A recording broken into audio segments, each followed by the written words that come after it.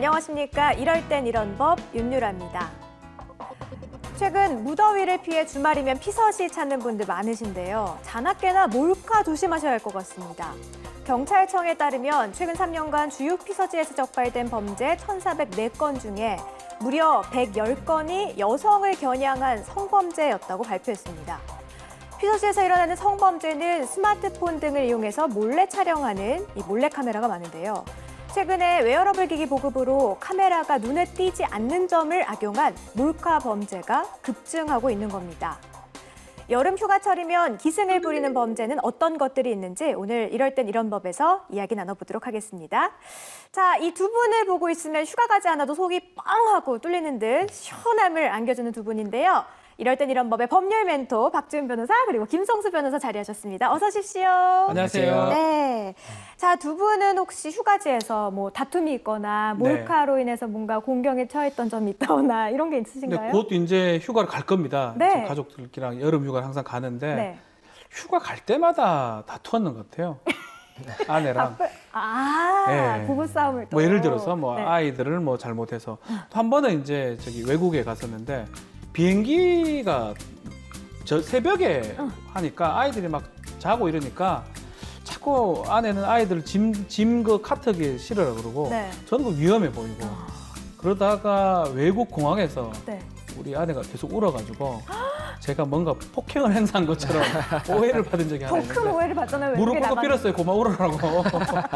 항상 걔가 여름 휴가 때 그게 생각납니다. 네. 그 필리핀 공항이 지금 생각이 납니다. 그렇군요. 맞아요. 사실 뭐 모르는 분들이랑 다툼이 있는 경우도 있지만 맞습니다. 가족들끼리 싸우는 경우도 사실 있잖아요. 김 변호사님은요?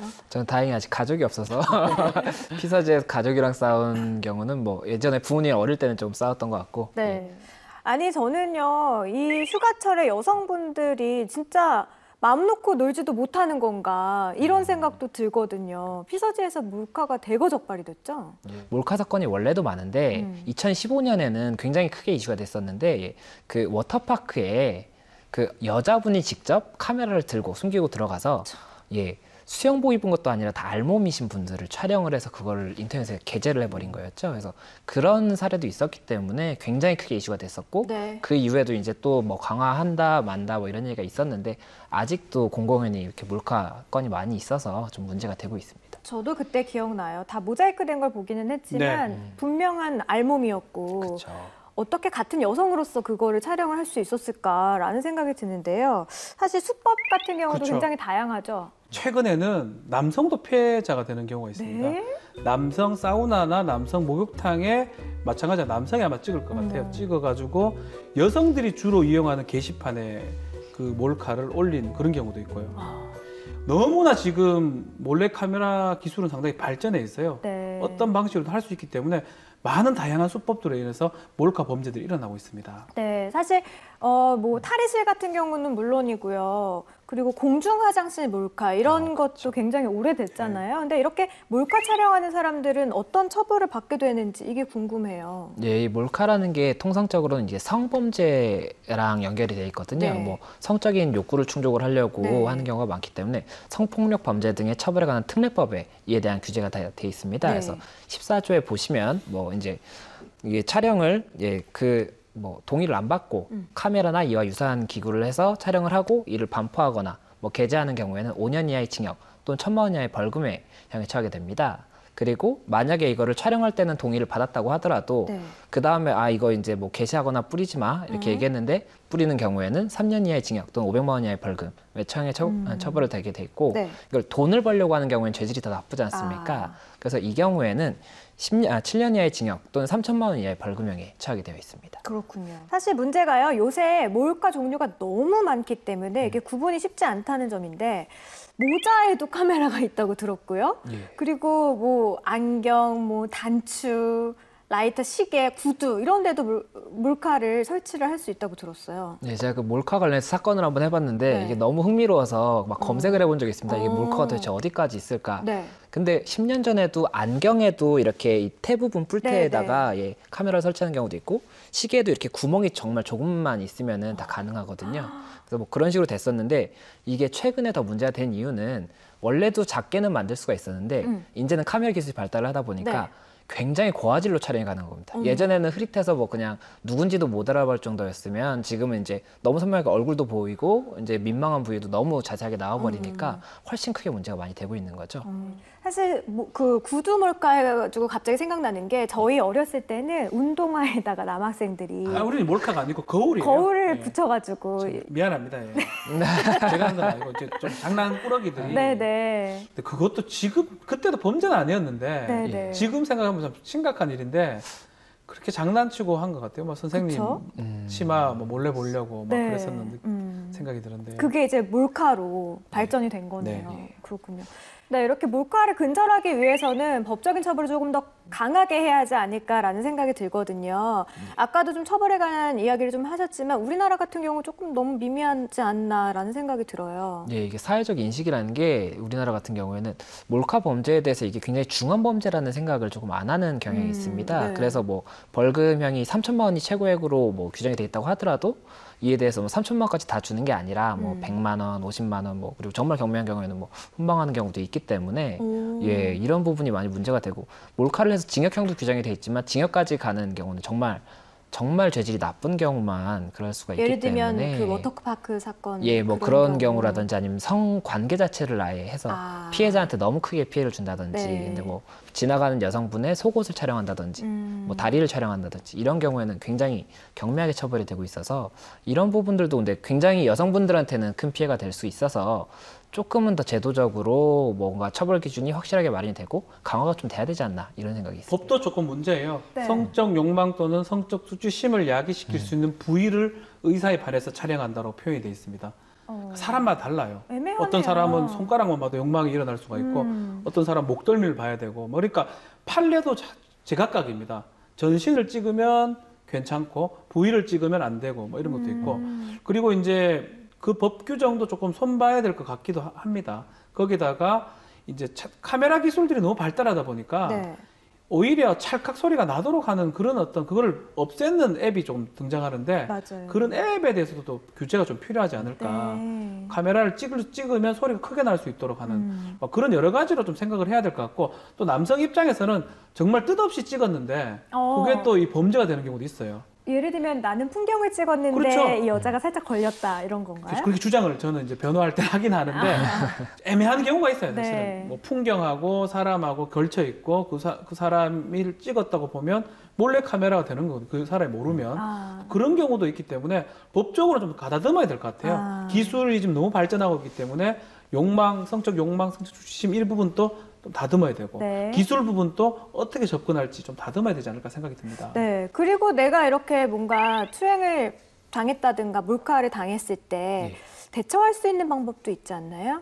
이게 몰카를 당했을 때 그 여성분들이 이게 좀 귀찮을 수도 있고 또 이게 내가 괜히 해코지 당할 수도 있고 이래가지고 넘어가는 경우가 많다 보니까 네. 몰카하시는 분들이 더 많이 찍고 다니는 건데 이걸 신고를 적극적으로 하시는 게 중요합니다. 궁금해지는 게 그 지하철이나 아니면 네. 수영장에서 몰카 촬영한 것 같아요. 근데 이 남성 경찰에 일단 신고는 하는데 그 사이에 그분이 도망가 버리면 어떡하나요? 뭐 잠든 거는 많습니다. 아. 이렇게 지하철 같은 경우는 최근에 다 지하철 대부분 카드로 합니다. 신용카드로. 다 추적해냅니다. 그리고 그 CCTV가 워낙 많기 때문에 네. 만약 신고를 해가지고 여성이 잘못 느꼈을 수도 있는 거거든요. 그 남성의 동선 패턴을 다 파악해버릴 수 있기 때문에 혹시라도 조금 이상하다 싶으면 얘기를 해주는 게 맞아요. 네. 그래서 그 사람이 범죄가 아니라면 네. 동선 다 파악해보면 압니다. 그리고 한 번 하지 않아요. 또 딴 데 가서 하고 2호선을 돌아요. 계속 2호선 타고 계속 그걸 하고 있어요. 계속 그러니까 그런 사람들은 이제 그 동선만 보면 파악할 수 있기 때문에 그러니까 신고를 좀 하는 게 좋고 네. 경찰청이 제공하는 그 앱이 있습니다. 안심 기가 수호천사라는 앱이 있는데 네. 이 어플리케이션을 통해 가지고 이걸 딱 해놓으면 5분, 10분, 뭐 15분, 20분 단위로 자신의 위치가 이제 전달이 되고 문제가 된다면 사이렌 기능을 좀 한다든지 그렇게 해가지고 뭐 호루라기를 갖고 다니는 여성도 있거든요. 네네. 그런 식으로 본인의 범죄를 좀 막을 수 있는 그런 좀 기지가 필요하지 않을까 생각이 듭니다. 네. 물론 법적인 처벌 정말 중요하지만 그 전에 많은 여성분들이 좀 미리 대처를 하고 조심조심 다니는 것도 중요한 방법이지 않나라는 생각이 듭니다. 자, 여름 휴가하면 또 기승을 부리는 범죄, 그중에 하나가 바로 빈집털입니다. 고전적인 굉장히 뭔가 좀 클래식한 방법 중에 하나가 이렇게 벽 타는 거잖아요. 그렇죠. 근데 최근에는 고층 건물들이 많이 생기면서 수법도 같이 좀 진화했을 것 같거든요. 예, 이게 예전에는 그냥 벽을 타고 올라와서 예, 뭐 훔쳐가거나 이랬는데 고층 건물이 많다 보니까 조금 생명에 지장이 있을 수가 있거든요. 네네. 실패하면. 네네. 그래서 이제 그런 방법보다는 그냥 굳이 창문으로 안 들어가도 되는 거거든요. 문을 그냥 이렇게 정문으로 들어가면 되는 당당하게. 겁니다. 예. 그래서 도어럭 같은 게 요즘 많이 있는데 예. 도어럭들이 뭐 집주인들이 관리를 편하게 하기 위해서나 뭐 이런 경우를 위해서 비밀번호를 하나가 아니라 뭐 이제 마스터 비밀번호 이런 걸 설정할 수 있는 도어락들이 많습니다. 그러니까 제가 뭐 1, 2, 3, 4로 해놨는데 마스터 비밀번호 0000이 모든 기계에 다 깔려 있으면 네. 이거를 세입자들은 모르고 있다가 0000을 그냥 도둑분들이 누르고 들어와서 그냥 다 들고 나가시면 되는 거거든요. 그러면 뭐 굳이 벽을 타는 수고도 없고 오히려 굉장히 쉽게 할 수가 있기 때문에 그런 수법들이 많이 있어서 네. 요즘 이제 디지털 도어락들을 설치를 하는 경우에 아예 초기화를 하면 이제 마스터 키가 없어지기 때문에 그렇게 해서 조금 방지를 하는 게 좋다 이런 의견들이 많이 나오고 있습니다. 그렇군요. 근데 사실 뭐 그냥 집에 들어가서 물건만 훔치는 경우에는 그렇게 큰 범죄는 아니다라는 생각들을 많이 하시기도 하는 것 같아요. 어때요? 이게 절도죄라는 게 네. 절도죄 자체가 사실 남의 물건을 가져간다는 게 뭐 나쁜 일이죠. 나쁜 일인데 그래도 방금 말씀하신 것처럼 집에 들어오는 것보다는 덜한 범죄인 게 집에 누군가가 들어올 수 있다라는 거는 그 살고 있는 사람한테는 굉장히 공포로 다가올 수가 있거든요. 이 사람이 오늘은 물건을 가져갔지만 내일은 나한테 해코지를 할 수도 있다. 그리고 이제 우리나라 법에서는 주거의 평온에 대해서 굉장히 많이 보호를 하는 규정이 많이 있습니다. 그래서 네. 주거 침입이나 이런 것도 굉장히 강하게 처벌을 하고 있고, 그런데 절도의 경우에도 그래서 뭐 주거 침입 절도라든지 뭐 특수절도 이런 경우에는 훨씬 더 강하게 처벌을 하고 일반 절도가 6년 이하의 징역 또는 뭐 1,000만 원 이하의 벌금이라고 한다면 네. 야간에 주거 침입을 해서 절도를 하는 경우에는 10년 이하의 징역에 처하고 또 그리고 뭐 야간에 2명 이상이 들어온다든지 아니면 흉기를 가지고 온다든지 아니면 들어와서 뭔가를 손괴를 한다든지 이런 경우는 1년 이상 10년 이하의 징역까지 해가지고 굉장히 강하게 좀 처벌을 하고 있습니다. 네, 그러니까 다른 사람 물건은 그냥 훔치는 거랑 주거 침입을 해서 훔치는 거랑 이것도 그렇죠. 또 다른 거군요. 그렇죠. 훨씬 더 좀 무거운 범죄에 해당하군요. 아무래도 피해자 입장에서 훨씬 더 무서울 수밖에 없으니까. 그럴 것 같아요. 그렇기 때문에. 네. 그럼 이거 예방 방법이 좀 필요할 것 그렇죠. 같은데요. 휴가철에 문 단속이 기본 같아요.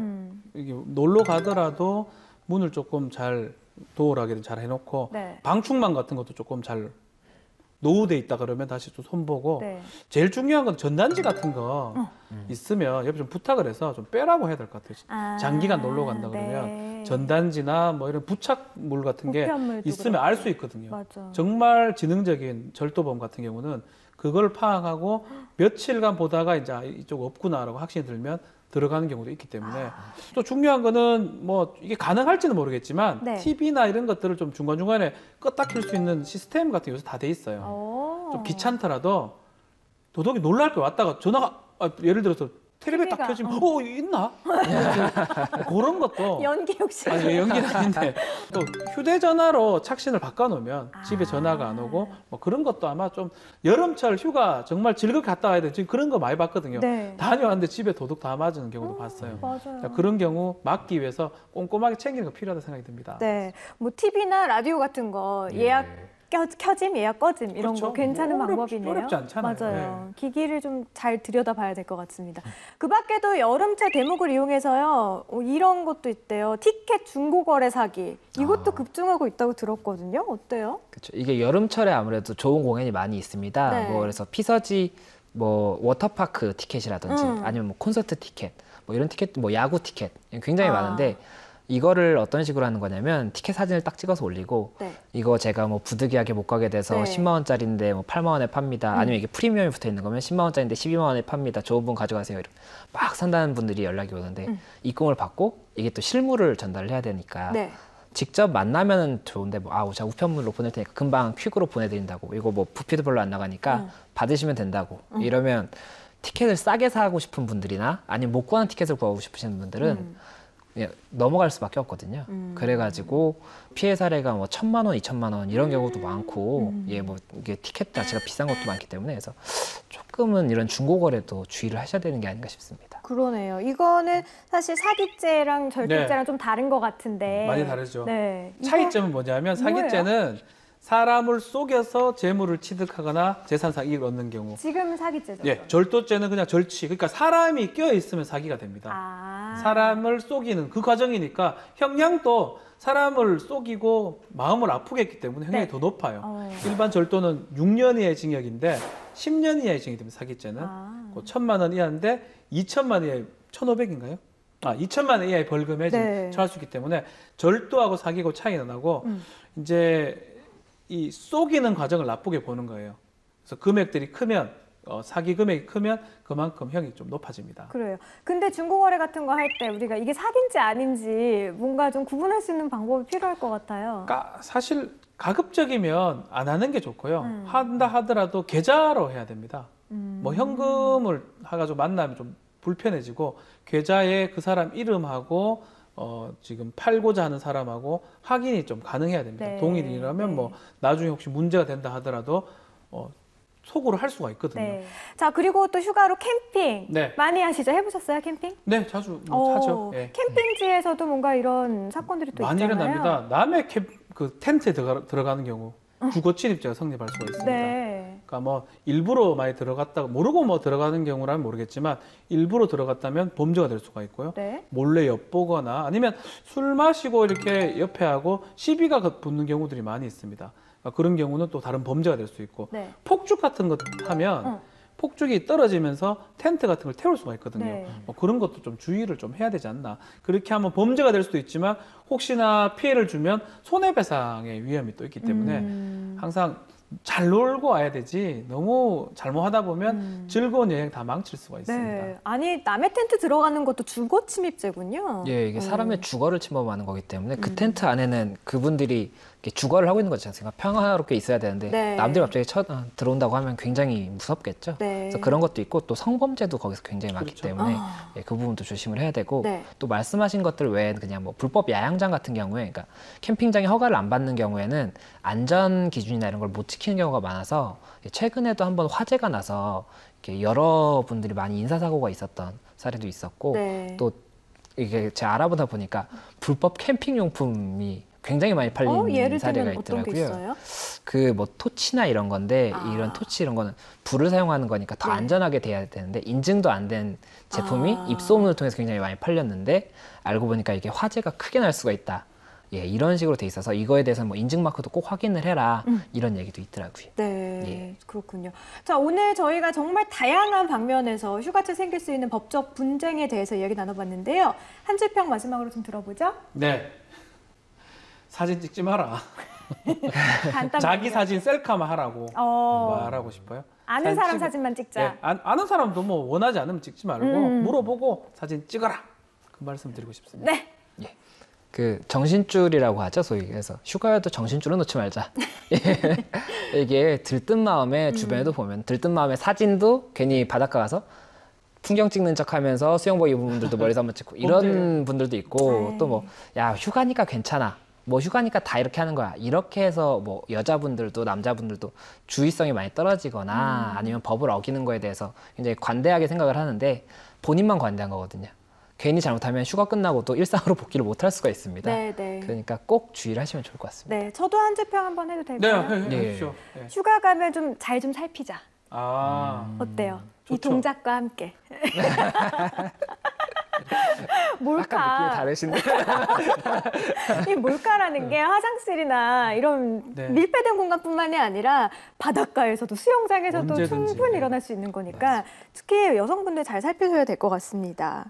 네, 오늘 우리 생활의 편리함을 위해서 카메라가 작아지는 기술이 개발이 됐지만 이렇게 취지가 좋았던 기술들이 악용된다는 생각에 뭔가 쓸쓸함이 더해지는데요. 기술 발전이 악용되지 않는 사회가 왔으면 좋겠다라는 생각을 해봅니다.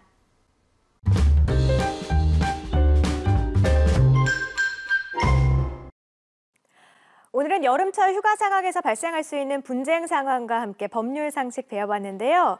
오늘 진행하고 보니까 여름철에 우리가 휴가를 좀 마음 놓고 갈 수 있을까라는 걱정도 살짝 되네요. 오늘 저희가 알려드린 팁 잊지 마시고 기억해 주신다면 기분 좋은 여름 휴가 즐길 수 있지 않을까 생각됩니다. 오늘도 유익한 정보 전해주신 법률 멘토 박지훈 변호사 그리고 김성수 변호사였습니다. 고맙습니다. 감사합니다. 혹시 법적 도움이 필요하신 분들, 다양한 생활 법률 궁금하신 분들은요, 아래로 주소 나가고 있습니다. 여기로 질문 남겨주시면 저희가 방송에서 소개를 해드릴게요. 많은 참여 부탁드립니다. 대한민국 국민 모두가 행복해지는 그날까지 법에 대한 모든 궁금증을 풀어드립니다. 재밌고 유익한 법과 함께라면 이럴 땐 이런 법!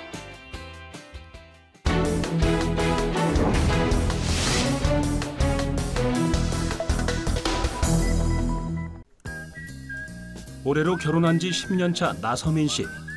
얼마 뒤 전세 계약 기간 만료 날짜가 다가와 새로운 집을 알아봅니다. 전세를 구하기는 하늘의 별 따기. 그런데 새로 집을 사는 것과 크게 차이가 없자 아파트 분양 쪽으로 눈길을 돌리는데요. 어머, 벌써 준공이 다 된 거야? 아, 미분양이네. 위치랑 평수가 마음에 들긴 하는데. 나서민 씨는 처음으로 마련하는 내 집인 만큼 견본 주택도 꼼꼼하게 둘러보고 판매원의 말도 열심히 듣습니다. 어떠세요? 마음에 드세요? 네. 그리고 살던 동네라서 그런지 위치도 너무 마음에 드네요. 집 내부 구조도 마음에 들고 햇빛도 잘 들어오네요. 뭐 이미 다 지어진 집을 보신 거니까 확실하죠. 얼마 뒤에 바로 입주도 가능하세요. 이거 한번 꼼꼼하게 보시고요. 잔여 물량 몇 개 안 남았으니까 빨리 선택하세요. 그날 저녁 나서민 씨는 남편에게 낮에 받아온 카탈로그를 보여주며 이런저런 설명을 해줍니다. 좋지 않아? 그리고 마침 전세 계약 끝날 때 맞춰서 입주할 수도 있대. 그러게. 퍼팅 공원도 있고 옥상 휴게 공원도 있네. 난 요즘 공원이 근처에 있는 게 좋더라. 난 너무 마음에 드는데. 자긴 어때? 그래. 그럼 우리 여기 분양받자. 알뜰살뜰하게 모은 돈으로 드디어 내 집 마련의 꿈을 이루게 된 나서민 씨. 얼마 뒤 이사를 하게 되고 짐 정리도 하고 동네도 돌아볼 겸 아파트를 보다 이상한 점을 발견합니다.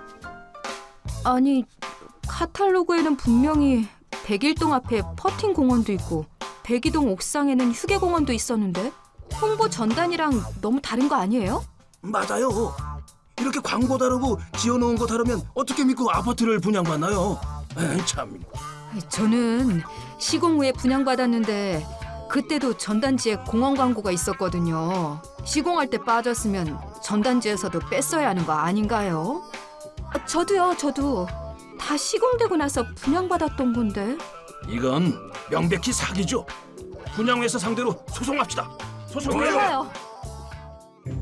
주민들은 분양회사를 상대로 손해배상 청구를 준비합니다. 그 과정에서 시공 전 분양받은 사람과 시공 후 남은 물량을 분양받은 사람으로 나뉘었는데요. 건축이 끝나고 준공을 받은 이후 아파트를 분양받은 나서민 씨도 손해배상을 받을 수 있을까요? 1번. 시공 후 분양받은 사람들은 자신이 아파트를 직접 확인하고 계약 체결 여부를 결정할 수 있으므로 손해배상을 받을 수 없다. 2번. 시공 후 분양을 받았어도 카탈로그에는 잘못된 내용이 나와 있었으므로 손해배상을 받을 수 있다. 네, 정답은 1번. 시공 후 아파트를 분양받은 사람들은 자신이 직접 목적물인 아파트를 확인하고 계약 체결 여부를 결정할 수 있었기 때문에 그 손해를 배상받을 수 없다입니다. 선시공 후 분양의 방식으로 분양되거나 당초 선분양 후 시공 방식으로 분양하기로 계획되었으나 계획과 달리 준공 전에 분양이 이루어지지 않아 준공 후에 분양이 되는 아파트 등의 경우 분양을 받는 사람은 실제로 완공된 아파트 등의 외형, 재질 등에 관한 시공 상태를 직접 확인하고 분양계약 체결 여부를 결정할 수 있어 완공된 아파트 등 그 자체가 분양계약의 목적물이 됩니다.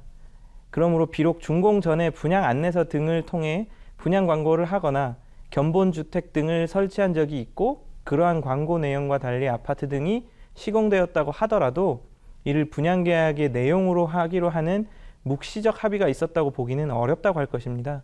따라서 준공 이후 아파트를 분양받은 나서민 씨의 경우에는 그 손해배상을 받을 수 없을 것으로 생각됩니다.